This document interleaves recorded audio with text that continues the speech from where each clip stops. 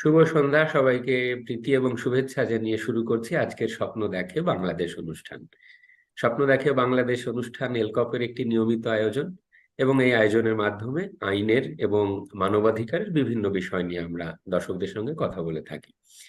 প্রতি সপ্তাহে অনুষ্ঠান হয় এবং অনুষ্ঠানে বিশেষ বিশেষ কোনো মানুষের সঙ্গে অথবা আমি নিজেই কোনো একটা বিষয়ে দর্শকদের বিভিন্ন প্রশ্নের উত্তর এবং আইনি বিষয়গুলো নিয়ে ব্যাখ্যা এবং বিশ্লেষণ করে থাকি।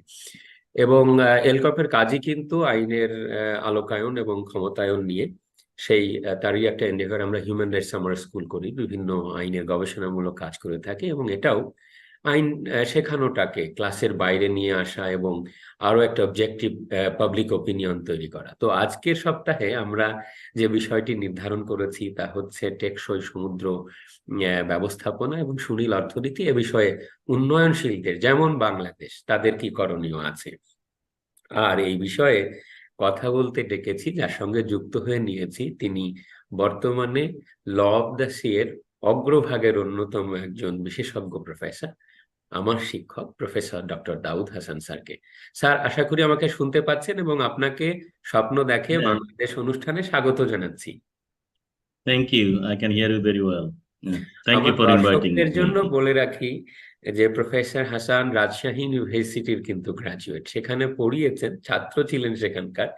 সেখান থেকে পড়াশোনা করেছেন সিডনিতে, প্রথমে মাস্টার্স করেছেন, তারপরে পিএইচডি করেছেন ল অফ দ্য সি।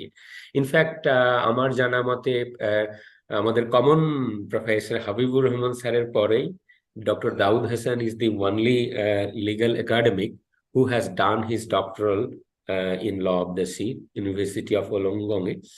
তারপরে বর্তমানে স্যার যেসব বিষয় নিয়ে কাজ করছেন তার মধ্যে হচ্ছে law of the sea, blue economy, climate change, marine environmental jurisprudence সৃষ্টিতে স্যারের গবেষণা অত্যন্ত ভূমিকা রেখেছে। Right at the moment he is the professor and head of law of the University of South Pacific, Port Vila, Vanuatu, এবং he is also the director of the International centre for ocean Governance, University of Western Sydney. If I talk about Professor Hassan, it will take a long time, but I'm tempted to mention a few. In the recent past, he was a visiting fellow and also won many awards. The University of Essex, University of Wageningen, কি কঠিন উচ্চারণ sir এটা, তারপরে Korean maritime institute, তারপরে হেওয়া নিকাজিমা ফেলো ছিলেন জাপানে, finish একাডেমিতে grant পেয়েছেন, হংকং ব্যাপটিস্ট ইউনিভার্সিটিতে ভিজিটিং ফেলো ছিলেন। এছাড়া স্যারের আগের ক্যারিয়ার হচ্ছে ইউনিভার্সিটি টেকনোলজি সিডনিতে পড়িয়েছেন, Victoria University Melbourne, Kobe Japan, Lapland Finland, Bern University এবং Tilburg University. He is also the member of International Law Association and also IUCN। Sir, আপনাকে স্বাগত জানাচ্ছি। এবং এই যে রাজশাহী থেকে একেবারে বিশ্ব দরবারে নিজেকে তো নিয়েছেনই স্যার, নিজেদের ইনস্টিটিউটকে, আমাদেরকেও গর্বিত করেছেন, বাংলাদেশকে রিপ্রেজেন্ট করেন, বিশেষ করে ল অফ দ্য সি এর মতন একটা হাইলি সফিস্টিকেটেড আইনের জগতে। How do you feel to be there and representing Bangladesh? No, it's an absolute privilege and honor as well, and particularly as you understand, international particular reference to environment নিয়ে কাজ করি, so it's a privilege, I must say, in terms of world environment. এবং আমরা আজকে যে যে যে যে অবস্থায় মানে ওয়ার্ল্ড অবস্থান করছে, এবং in terms of our population, in terms of, so I think that I'm fortunate in that sense to work in a certain area which has significant importance in terms of emerging and contemporary issues. And at এক সময় ছিল that ocean, there was not much attention was given to oceans, because আমরা ভাবতাম যে ocean হচ্ছে in a very vast, and its assimilated capacity is also very open. But since 1980s, through the GESMP, এটাকে বলা হয় Global Group of Experts of Scientific Aspect of Marine Pollution, they identified that the ocean's assimilated capacity is not unlimited. It is very limited. Right. So what happened since then? We have used ocean in a very negative way in the past. Now we need to we need to use the ocean in a positive way for the sake of humanity, for the sake of human benefit, for the Right. benefit of human beings all over the world. Because as you understand that we don't live in a land planet, we live in an ocean planet, because 72% Earth's surface is covered by water, Right. and 80% oxygen is coming from the water, and 95% global water supply is coming from oceans and rivers and all these places. And if we want to specifically mention that oceans are the lung of the earth, Right. so that huge resources are there. And now, and if we want to consider not only for our current generation benefit, and for the sake of our future generation, we need to protect the ocean in a way so that we can get the maximum benefit out of that. So in that context, we can come back to the thing that ocean resources. So the land as a resource it is very, very minimal compared to ocean resources. So in terms of fisheries, in terms of minerals, in terms of international trade, in terms of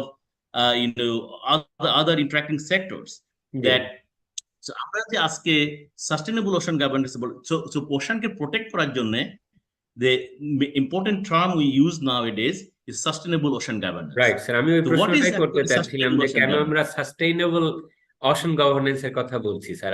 আমাদেরকে যদি একটু বুঝিয়ে বলেন, sir. Yeah, the sustainable. I would give you a very simple way to the definition that sustainable ocean governance is simply refers to processes, rules, framework for the use of oceans in a sustainable manner without causing any negative effect to the marine and coastal environment. So in that case, what we need to do? We need to have some kind of policy framework, some kind of management strategy, some kind of resource capacity building. All this will come together to deliver to achieve the goal of sustainable ocean governance. এখন sustainable ocean governance কে achieve করতে হলে এই যে rules framework বলতেছি এবং process বলতেছি, এর জন্য বিভিন্ন ধরনের ম্যানেজমেন্ট প্রিন্সিপলস আছে, and also there are certain implementation tool as well. So এই সাস্টেনেবল ওশান গভর্নেন্স এর সাথে যে আমরা আজকে যে ব্লু ইকোনমির কথা বলি, ব্লু ইকোনমিটা আসলে if I give you a very simple explanation of blue economy is nothing but ocean-based economy. So why blue economy is important? Blue economy is important because blue economy simply refers to use of oceans again in a sustainable manner for economic growth, improve livelihood, and also to have the healthy ocean ecosystem. Sir, এই blue economy শব্দটা এটা কি বাংলাদেশে তো আমরা শুনতেছি, sir, ধরেন 2009-10 যখন সমুদ্র আইনের যে মুভটা হলো, আসলে কি international law of the sea লিটারেচারে এই শব্দটা আগে থেকেই ছিল? না, ব্লু বলছি কি এই কারণে যে সমুদ্রের পানির রং নীল, এই কারণে এটার নাম blue economy? No, blue economy, that means that I'm coming back to the origin, because law of the sea তে blue economy কথা কিছু বলা হয়নি, কিন্তু soft law যে সমস্ত, for example, that United Nations Conference on Environment Development 1992, এর Rio 20, the two important documents are adopted, Rio Declaration and Agenda 21. Right, sir. আরো 20 years later, Rio plus 20 conference, the Sustainable Development Conference, ওইখানে blue economy রিসিটা আসে. The blue, in a sense that some way, somehow, that it relates to ocean, and if it is land, that we use the green economy, but it's ocean that somehow the blue term came into a place, and it was also linked with some kind of sustainable use. That's why the blue economy has certain interacting sectors. For example, marine fisheries, minerals, marine tourism, and also renewable energy. Right. So all these are important interactive sector of blue economy. So in other words, if we don't use blue economy, in other words, we can say that blue resources, the same Right, thing. G So what happened that once we have the sustainable ocean governance concept, which is a global commitment now, in order to achieve the maximum benefit of blue resources or blue economy, the sustainable ocean governance is the precondition. জি এখন, at the same time, in order to achieve the objective of sustainable ocean governance, side by side, maritime security is also important. G The maritime security nowadays, that the way we thought the maritime security, that for example, piracy, human trafficking, G illegal broadcasting, right but this is the traditional maritime security. G But there are non-traditional maritime security issues also emerging as very important. For example, যেমন sir illegal fishing. জি For example, illegal fishing, illegal fishing বেআইনিভাবে pollution, মাছ ধরা over exploitation of resources. Right So all these are also posing risk to the ocean environment. So traditional and non-traditional security, in order to achieve, the maximum benefit of blue economy, we need to have a ocean governance, sustainable ocean governance in place. At the same time, we need to ensure maritime security. For example, sustainable trade, also one of the interacting sectors of blue economy. The sustainable trade, if you want to ensure sustainable trade, then obviously you need to have some kind of strategy, some kind of technique, and also you need to ensure maritime security as well. So, for example, that if for example, that a ship will travel from Sydney to probably in Singapore. So, if there is any kind of uncertainty in terms of security risk involved, that particular ship needs to find an alternative route to reach to Singapore, so which will cost extra money, extra time, and also extra resources. এই জন্য যে ocean পলিসিটা এমন ভাবে prepare করতে হবে, এমন ভাবে করতে হবে সেটাতে the important management principles nowadays, for example, ecosystem based management, which is is a management principle that combine economic benefit at the same time environmental conservation for the benefit of ocean health. And also and in order to implement ecosystem based management, you need to have a certain implementation tool. In that context, that marine special planning is important. Marine special planning is simply an implementation tool to implement ecosystem based management. Nowadays, important is said that ecosystem based management, marine special planning. The marine special planning is simply is a public process of analyzing and allocating ocean spaces to achieve socio-economic and environmental benefit, not just environmental benefit, not just social benefit, not just economic benefit. So there was a time that particular developing countries are very concerned about to protect the ocean environment because, for example, land-based marine pollution, which is very close to the coastal environment, and various types of litters, various types of household waste, domestic, industrial waste, agricultural waste entering into the ocean from the coastal areas through different developments. Now, those who are struggling with their basic needs, those who are struggling with their basic needs, it's a cultural matter. They don't give the any kind of preference to protect the ocean environment from those sources. But keep in mind that 80% marine pollution is coming from land-based sources. Right, sir. So now, if you want to protect the ocean environment, you need to control the pollution. If you can protect the pollution, then you can have the marine living resources, more marine living resources. So marine special planning is trying to advocate that there are certain areas of the ocean can be used for certain activities, one or two activities. Certain areas of the ocean can be used for one or two activities, and certain areas of the ocean can be completely prohibited. You cannot do anything. Right. So for example, there is lots of potential of fisheries in a certain area of ocean. You can preserve them. You can protect them, marine protected. You can declare them marine sanctuary, for example. Right, sir. And you can protect. Marine protected area. So you can divide. It's a planning. It's a planning that which area of ocean is because there are many types of activities: fishing, tourism, shipping, mineral activities, other exploitation. So all these uses are not compatible to each other. Most of the Right. cases, they're conflicting to each other. In order to minimize the conflict, marine special planning is a win-win situation. So it is saying that you divide the ocean and plan the ocean in a different way so that the one use is not affected by another use. For example, there is a huge amount of fisheries resources. You need to allocate a shipping lane so that it doesn't affect the fisheries. One of the Right. examples. You need to protect the pollution control so that we can have a sustainable tourism in a certain area. Yeah. And certain area of the oceans are not fertile. It's very useless. You can consider that area for renewable and for the windmill. So if you plan that way, then you can, what is this indicating? That you are taking care of the ocean environment, at the same time you are getting economic benefit out of that from all those interacting sectors. For example, Great Barrier Reef Marine Park, one of the pioneer example in terms of ocean journey. So Right. whatever I have said, that fishing is one area, shipping is one area, renewable energy in one area, and certain area is open for a number of uses. That's called ocean zoning. It's a ocean zoning is simply an implementation toolkit for marine special planning. Mm-hmm.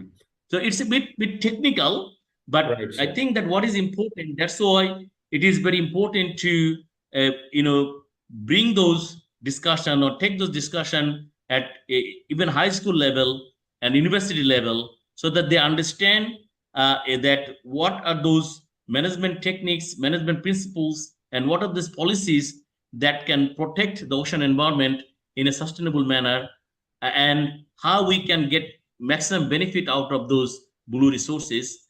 And not only also it is very important, like young people, women, and also indigenous people, all needs to come together, and so that we can improve our resources. And also important thing is that the building and more resources are also important in this context. Right sir.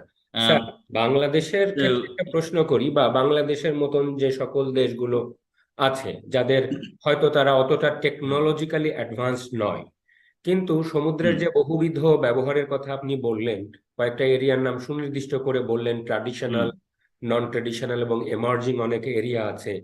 এবং বাংলাদেশের ক্ষেত্রে আপনি জানবেন যে Myanmar এবং ভারতের সাথে ডিসপিউটটা resolve হবার পরে অবারিত একটা সম্ভাবনার দ্বারও সামনে খোলা আছে, এবং 2041 সাল নাগাদ আমরা সেই সমুদ্র সম্পদকে ব্যবহার করে আমাদের উন্নয়নের দিকে একটা দারুণ একটা অভিযাত্রার দিকে এগিয়ে যাব। কিন্তু আপনি যে কথাগুলো বললেন, তার জন্য কি বাংলাদেশের যথেষ্ট প্রস্তুতি আছে আপনার, বা বাংলাদেশের মতন যে দেশগুলো আছে যাদের টেকনোলজি পেছনে, তারা এই বিষয়গুলো, এই চ্যালেঞ্জগুলো কিভাবে মোকাবেলা করবে? এখানে যেটা সব থেকে বেশি important, because in terms of ocean governance, because it is not so just one, you can see, if you open your eyes, you will see that the development we can see in Northeast Atlantic, for example, the development we can see in the North Sea, for example, development we can see in Baltic Sea, in that where developed and developing countries, the parties. We cannot see the same type of development in developing countries like Africa, Asia, and in obviously our South Asia. So that obviously that that's why we need to come together. We need to have some kind of collaborative arrangement, mutual cooperation, and particularly our exclusive economic zone. It's the same, Bay of Bengal is the semi-enclosed sea. The exclusive economic zone overlap. So and most of the resources are there in those areas. And so it's very important that the exchange of dialogue is very important across multi-sectors, and also between the countries. And I use a term, is soft diplomacy. Soft need to be taken into account. Right. Yes, soft diplomacy and the relationship, because I written a book, probably you know, that Transboundary Marine Special Planning and International Law, which is the first comprehensive book in the world in terms of marine special planning. So because of the importance of marine special planning, out of 5 continents, 4 continents are covered by marine special planning. Now, because I had the opportunity to do some work with Swedish government and Finnish government, to deal with their exclusive economic zone in the Baltic Sea, and it's called Plan Bothnia Sea. So Right. they have the marine spatial planning and in the territorial sea, but they didn't have the marine spatial planning in the exclusive economic zone. So it indicates or also triggered to have some kind of discussion about transboundary marine spatial planning. So I think that in terms of our geographical configuration and also our political and strategical point of view, it's very important to have transboundary marine spatial planning between Bangladesh, Myanmar, and India. Sure. And if this is because I would like to mention here that due to the importance of ocean environment, that in UNESCO IOC, International Oceanographic Commission, declared Ocean Decade 2021 to 2030, and name is that Oceanic Science Decade for Sustainable Development. Oceanic Science Decade for Sustainable Development. And every year, that the theme, there are different themes in each year. So, for example, this year, the 2023, that the theme was that revitalization and collective work for ocean. So it's a problem. It's not a national problem. Even it's not a regional problem. It's a global problem. And we need to work together. That's why collective action, for example, this year's, the Oceanic Science Decades, that's the Ocean Day. We follow the Ocean Day every year. So that's why it was very, very important to the cooperation, the regional cooperation, soft diplomacy, dialogue. All this will help to improve our technology overall capacity, transfer of technology, in terms of resource capacity. Sir, আপনার কথা থেকে একটা প্রশ্ন মাথায় আসলো, এই যে soft ডিপ্লোম্যাসিটা করা দরকার, মানে আমরা তো সি ডিসপুট রিজলভ করেছি, পৃথিবীর অন্যান্য কিছু উদাহরণ আপনি দিলেন আমাদের মতন করে বিভিন্ন উদাহরণ, সেইখানে রাষ্ট্রের ক্যাপাবিলিটির একটা প্রশ্ন আছে, এমনকি দেন দরবারেরও একটা ক্ষমতা থাকা দরকার। আপনার কি মনে হয় যে ধরেন শুধু মায়ানমার বা ভারতের সাথে আমরা জুডিশিয়ালি সেটেল করেছি, ডিমার্কেট করেছি, দ্যাটস নট দ্য এন্ড। মানে ওখান থেকে যে সি রিসোর্স গুলো যে আবার এক্সট্রাক্ট করা দরকার, এক্সপ্লয়েট করা দরকার, এক্সপ্লোর করা দরকার, প্রিজার্ভ কনজার্ভ করা দরকার, তার জন্য ডায়ালগটা দরকার। সেই ডায়ালগ করার জন্য যে ক্ষমতা, ইন্টেলেকচুয়াল, টেকনোলজিক্যাল, পলিটিক্যাল, সব মিলিয়ে সেটুকুন কি আমাদের আছে স্যার? এখন আছে বা নেই সেটা আমি তো দূর থেকে বলতে পারবো। আমি বলবো যে চেষ্টা করলে আমরা পারি। কারণ for example, that I can give you an example that recently, not recently, few years, I'm heavily involved with Mediterranean Sea ocean management. And I also, as you know, that with Ankara University and DEOCAM, I'm a permanent visiting professor there, and I work for them for a long time. And so what is happening in the Eastern Mediterranean Sea, even there are number of examples that even if there is no situation to sit together, or some kind is not very productive or negative, that sometimes that recently that there was a development between Lebanon and Israel in terms of maritime delimitation issue. They're enemies and things, but with the political ক্ষেত্রে তো তাদের মধ্যে বিরোধ আছে, but as far as sea is concerned, they are in a dialogue. This is the approach we can take, and not necessarily that okay, there is a little bit of conflict, that's why we should not move forward and we should not come together to do that. But it can be done, and that's why I'm saying that not in a concrete term. We don't need to have a formal agreement, right, sir. Have some kind of regional agreement, but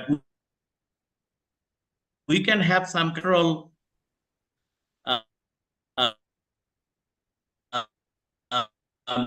arrangement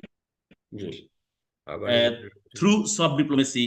And I think that since there are areas of ocean, and for example, হ্যাঁ, আমরা সংযোগ বিচ্ছিন্ন হয়ে গিয়েছিলাম sir. can you hear me? হ্যাঁ sir, আপনাকে শুনতে পাচ্ছি। রাইট স্যার, আপনি বলছিলেন।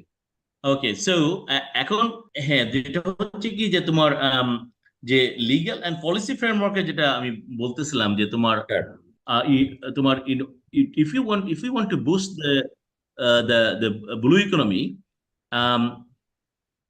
in the Bay of Bengal region, that we need to have they simply have an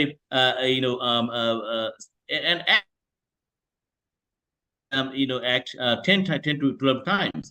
Now they have comprehensive management system, and in 1998 they adopted ocean policy, which includes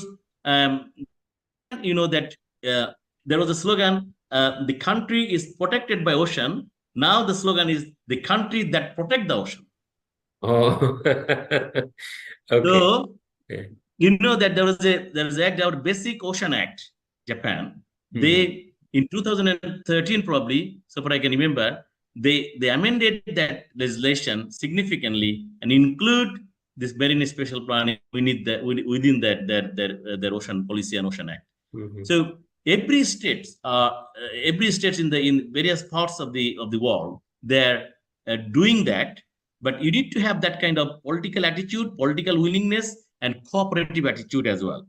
And if not, that kind of element is not present. So simply that if you simply think that I can do it within our capacity, but we don't have the capacity and we cannot move on to that thing, then it will be too late. We shouldn't waste our time. We need to use our expertise, we need to use our skill and techniques so far we have, and at the same time using that kind of as a basis that we can move forward in collaboration. And obviously there are scholars that working in this area. If they can be used, as I said, that I'm doing some work and I'm happy to assist in different ways, whatever way possible, in my expertise and knowledge in that area for many years. So what happened that people that when I was in Turkey, in Antalya, that I was doing some work for Turkish government and obviously through Ankara University, and then when I gave an interview, and that interview was completely translated into Arabic. So it attracted the attention to all over Eastern Med, like Libya, for example. So now there are a number of official delegates in that meeting from Libya as well. So that one of the high-level official came to me and said that he gave me Assalamu alaikum and said that are you a Muslim? I said, yes. The brother, we are brothers. So you are doing some work for Turkey. Can we have a talk? And the deputy foreign minister, whatever, was sitting in another lounge, and then I said that I'm busy now, so I'm coming in half an hour time to have a discussion. And they were requesting me to if we can do some work for them in their part. But anyway, that was some kind of discussions, and it was not progressed because of various reasons, security and all this. So and also I think that there are people around the world, particularly there are some Bengalis as well. They might come forward and use their skill. They can happy to assist the country. And the important thing is that what I'm trying to say here, this type of people have connections with high-level people. They can also use that connections. It doesn't happen that official, for example, that I have many connections with different people working in this area from different countries. We have established our friendship. So also we can well as a group and assist in terms of formulating any kind of improved policy management technique, for example ocean policy for sustainable ocean governance. Sorry. So there are ways that we can help and we can achieve, but it has to come from some kind of way that people feel encouraged to do that. So if it is happened, then obviously we can make some kind of improvement in that area. Excellent, So excellent, sir. it is not to say that, Mhm. yeah. Right. Yes, sir. Please. Yeah. So it is not to say that we don't have, we have done some work. We Right, have sir. done some work, Mhm. but it's not up to that level. Right. So it has to be more comprehensive, and we need to make it popularized to the grassroots people, Mhm. and we need to create awareness Mhm. among those people who think but they don't think widely. Right, So sir. the manpower is very important, and Mhm. consciousness is very important, and their view is also important. That and that's why in many countries they introduced this type of courses or units from the high school level as well. Right. Sir, we have been largely enlightened by your thoughts. Let me share with the audience that Professor Hassan has written books on sustainable ocean governance, blue economy, land-based marine pollution, marine environmental jurisprudence that has been or in the pipeline to be published from Routledge, from Ashgate, and from different other prestigious publication house in the world. And I am aware that Professor Hassan's book is widely studied and read in different university of Asia and Europe. Sir, we have already passed more than 40 minutes, but I have two more questions to you. That Okay. look in Bangladesh, Myanmar, India case, Bangladesh advanced the argument that it is heavily reliant on sea resources, and there is a particular community who largely rely on, and Bangladesh's economy is sea-based. So that can also be a ground of demarcating the sea area. And in the observation, although Bangladesh's contention was not accepted, but the tribunal or the arbitration body recognized that yes, development should be a focus ground for cooperation among the countries.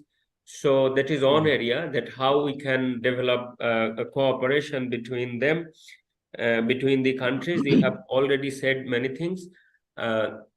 Secondly, what is your assessment regarding our legal preparedness? For example, how do you view the Bangladesh's legal scholarship on law of the sea, and what needs to be done more in order to attain a huge consolidated knowledge about law of the sea? If you have any tips for us. Yeah, for example, that we have Bangladesh Navy that we do respect. They are doing their work, but I think that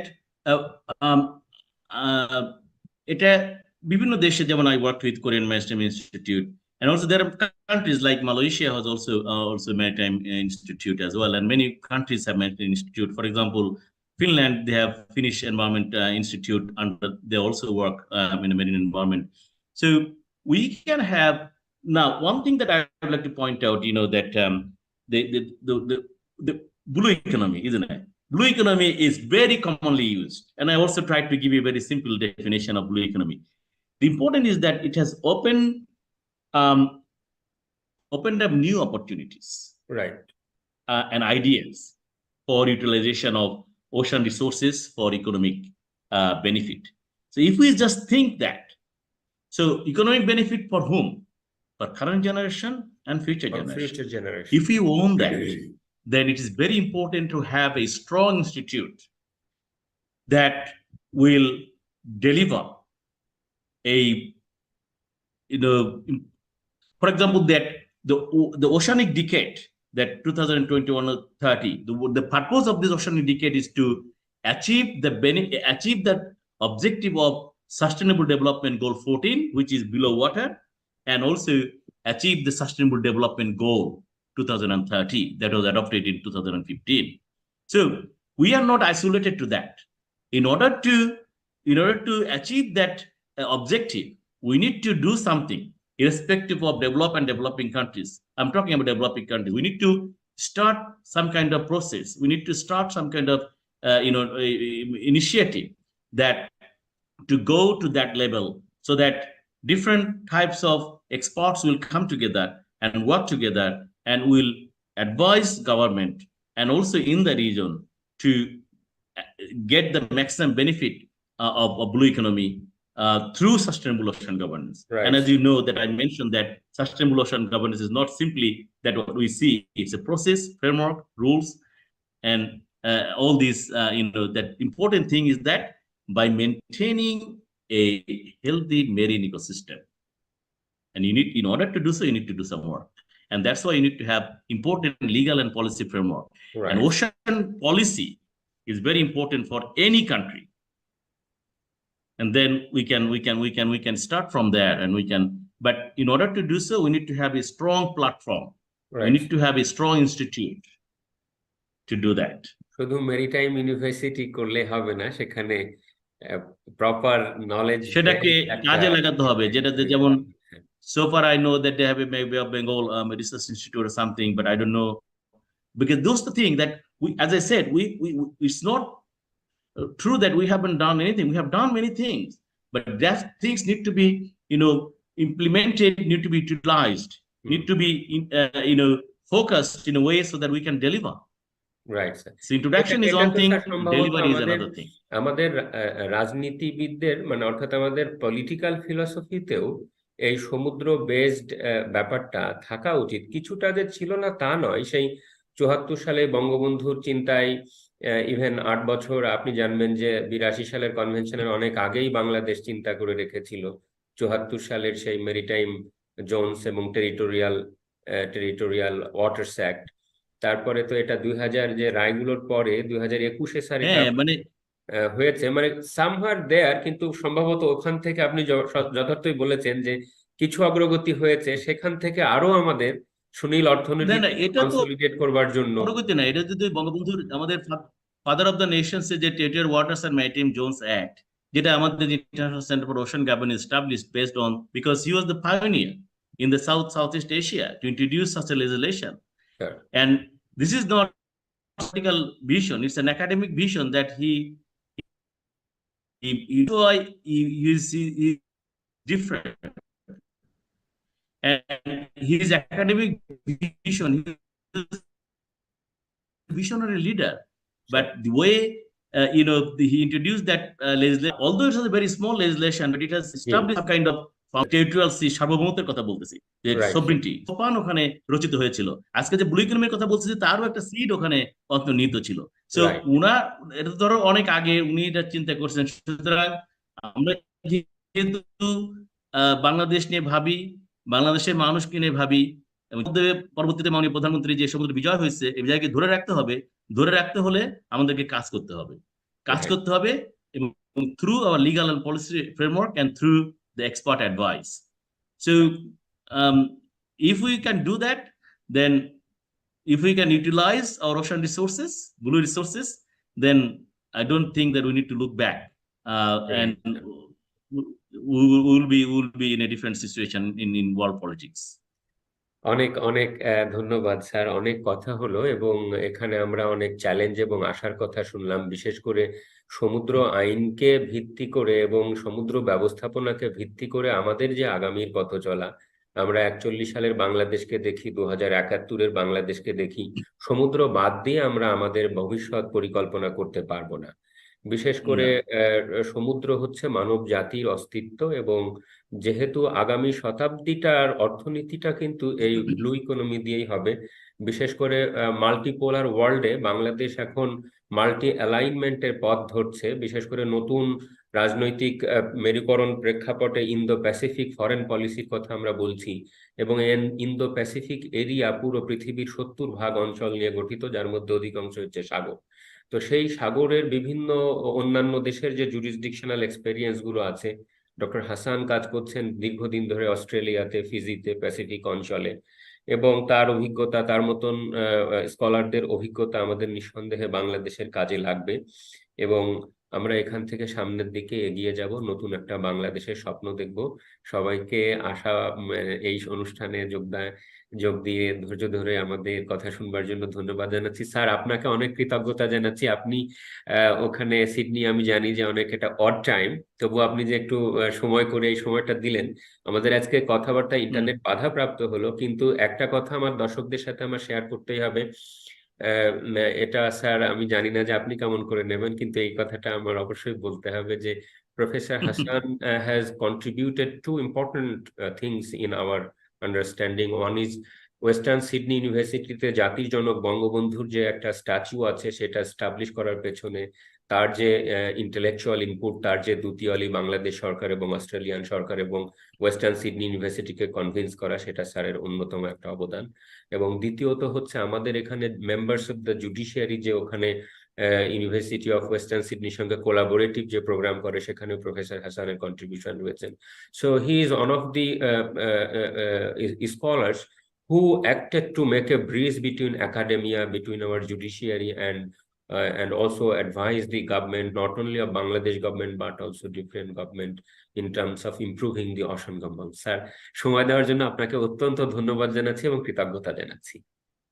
Thank you, Masoom. It's a real pleasure to be with you and give me the opportunity to, speak on such a specific topic, which is very important, and simply that for our survival. So we need to work together. We need to show that we have the willingness to deliver, and together we can see a better Bangladesh in the near future. Thank you.